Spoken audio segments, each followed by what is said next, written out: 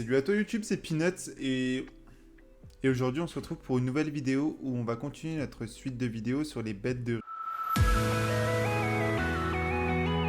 La dernière fois on a donc fait la bête de Rift Feu avec la vidéo pour l'early game et la vidéo plus late game avec les infos du monstre. Aujourd'hui on va donc s'attaquer à la bête de Rift Haut. On va regarder la bête de Rift, on va voir quel est son sort unique, comment le contrer, quels mobs peuvent être bons pour le contrer. Et ensuite je vais vous montrer du coup dans cette première vidéo une team assez early avec des mobs la plupart free to play. Vous verrez, on est toujours sur la même base de toute façon. Cette team qui sera assez early et ensuite on fera une deuxième vidéo pour regarder un peu dans les infos de monstres ce qui est préconisé. Et on fera du coup un run avec la team que moi je vous conseille, en tout cas en late, pour pouvoir le faire assez tranquillement et assez rapidement. Je vous rappelle, avant tout je vais rappeler l'utilité de faire les bêtes de Rift. Donc l'utilité principale c'est surtout le craft de runes, que ce soit le craft de runes fight pour plus tard dans les contenus de guide ou alors le craft de runes détermination pour la Tricarou. C'est vraiment ça leur principale utilité. Après on a aussi en late le fait de pouvoir craft justement les pierres de réap. Les pierres de réap qui sont l'item le plus fort du jeu. Il faut faire toutes les semaines, il faut en craft 3 toutes les semaines et on a besoin de pierres de chaque bête presque. Donc c'est pour ça que c'est important de les farmer un peu. On n'a pas besoin de farmer autant que sur les autres donjons, que sur les gros donjons, les bêtes, mais il faut les farmer un peu pour pouvoir craft ce qu'on craft avec. Donc la bête feu étant fait, on va passer à la bête eau. On va directement regarder les infos, c'est dans stratégie, c'est ça. Je rappelle, le sort épine du désespoir est le même pour toutes. Elles ont tous le même sort là. Nous, ce qui nous intéresse, c'est le même sort 2. C'est le sort 2. Elles ont toutes le sort 1 pareil, le sort 3 pareil. Ouais, il n'y a que le sort 2 qui change. Pour la bête eau, son sort 2 s'appelle Rugissement gelé.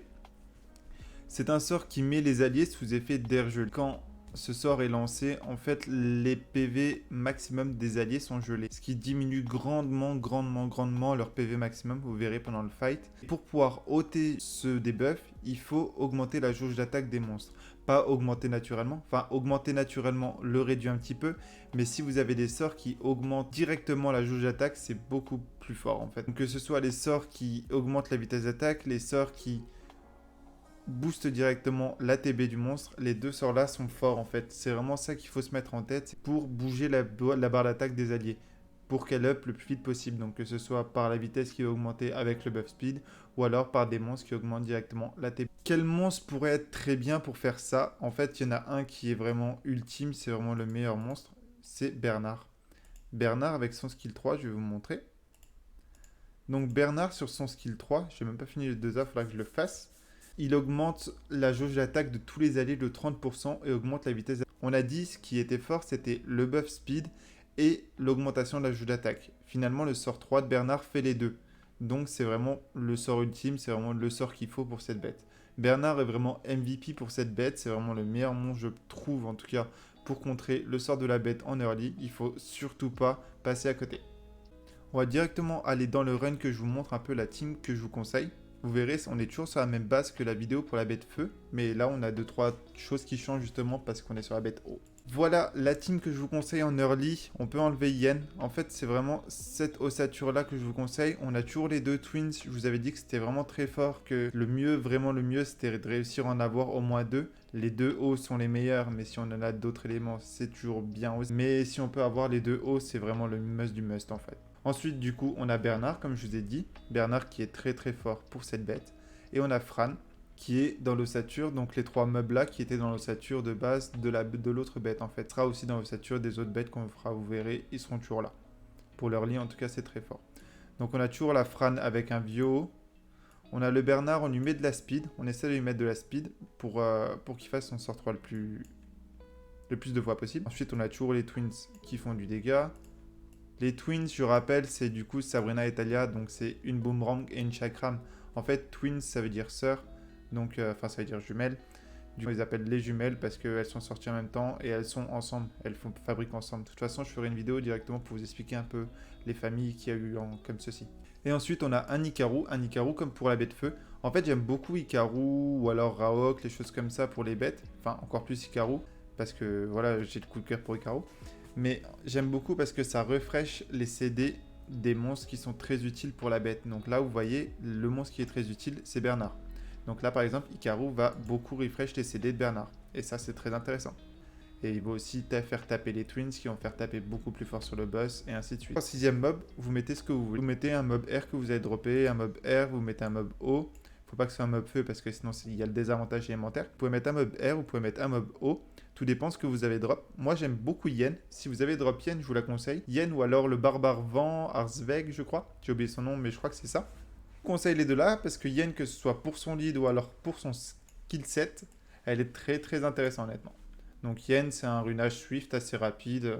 Enfin, vous mettez ce que vous avez finalement. On va faire un run du coup pour vous montrer un peu comment ça se passe avec cette team. Et vous allez voir que ça se passe honnêtement très bien.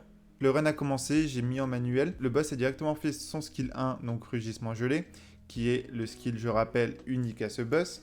Et vous voyez en fait, les barres de vie de tous mes monstres sont bleues. Ce qui signifie qu'ils sont gelés. Et donc pour les dégeler, il faut manier leur barre de jauge d'attaque en fait, que ce soit avec le buff speed ou alors autre. Je rappelle aussi que ce qui est bien dans cette team, c'est que Yen tape en fonction de sa speed, c'est un speed knocker. Donc avec le buff speed de Bernard, elle va taper encore plus fort. Donc finalement c'est encore mieux. Donc on y va tranquille. Je vais juste vous montrer un peu avec... je vais rester en manuel pour l'instant pour vous montrer ce qui se passe avec le skill 3 de Bernard. Là j'ai fait skill 1 de Hikaru parce que Bernard avait déjà joué et il n'a pas utilisé son skill 3. Donc là vous voyez la jauge d'attaque, la jauge des PV est toujours gelée de mes monstres. Là quand je vais faire le sort, elle va se dégeler un petit peu. Et en plus avec le buff speed, ils vont jouer plus rapidement et donc elle va être dégelée encore plus vite. Vous voyez, elle a été dégelée déjà de pas mal sur Bernard. Et ça va continuer à se dégeler encore plus vite en fait. C'est vraiment comme ça qu'on dégèle et comme ça qu'on gère facilement le boss. Donc je vais mettre en auto jusqu'à la deuxième partie. Vous voyez ce qui est très bien, comme j'ai dit sur Hikaru, c'est qu'il fait énormément de tanking sur le boss. La défense est très bien sur ces boss parce qu'il n'y a pas de break def. Et il tape beaucoup. Il tape assez fort mais la défense réduit beaucoup finalement les dégâts qu'on prend. Donc la défense est très bien. Et donc Hikaru, qui a beaucoup de défense pour pouvoir faire les coops, tank extrêmement bien. Donc le but d'Hikaru, c'est de tanker extrêmement bien la front lane, de rajouter un monstre du coup en front lane, de refresh les CD des monstres utiles pour cette bête. Donc pour cette bête par exemple c'est Bernard, ou alors de faire taper non-knocker dessus. Donc au final c'est tout bénef. Donc là on passe sur la deuxième phase. Vous voyez les twins qui font toujours beaucoup de dégâts. La Fran est très bien pour le buff attaque. De toute façon, le buff attaque immunité, c'est toujours bien. Là, c'est vraiment de l'early. La bête prend ce petit dégât. Vous voyez, Yen, elle fait quand même beaucoup de dégâts. C'est vraiment grâce à son passif qui augmente beaucoup ses dégâts finalement. Vous voyez, skill 3 de Bernard. Ça a dégelé beaucoup les PV des monstres. Et comme ça, on est assez tranquille. Ce que je vous conseille, c'est de mettre une Fran avec un peu plus de défense. La mienne, comme vous voyez, n'a pas beaucoup de défense. Parce que moi, je la joue pas. Donc finalement, je m'en fous. Mais essayez de mettre un peu de défense sur Fran si c'est pour les bêtes. C'est toujours utile et c'est honnêtement très bien la défense comme je vous ai dit sur ces bêtes. Ça s'est passé assez tranquillement. C'est assez lent parce qu'on est bien sûr sur de l'early. C'est assez lent donc faut pas trop se fier à ça mais ça passe tranquillement. Voilà YouTube, c'est la fin de cette vidéo. Si tu as apprécié, n'hésite pas à mettre un petit like et si tu veux me soutenir le contenu, n'hésite pas à t'abonner à la chaîne. Si tu as des questions auxquelles j'ai pas répondu, n'hésite pas à les poser en commentaire, je les lis tous et j'y réponds quand il y en a besoin. En attendant, moi je vous dis à la prochaine.